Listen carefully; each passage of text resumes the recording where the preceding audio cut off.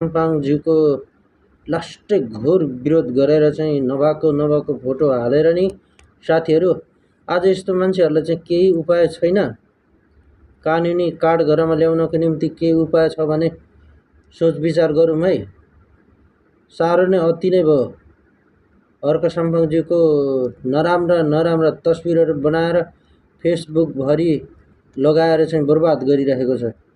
तपाईहरू माटोलाई यदि प्रेम गर्नुहुन्छ भने आफ्नो माटोको पक्षमा उभिएर बोल्नुहोस्, माटोको पक्षमा लागेर चाहिँ केही न केही त गर्ने उपाय गर्नुहोस् साथीहरू।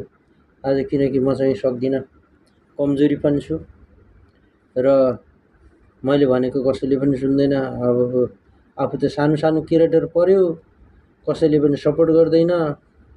आज मेरो भिडियो कसैले पनि हेरिदिँदैन। त्यो भएर चाहिँ म हजुरहरूलाई भन्न चाहन्छु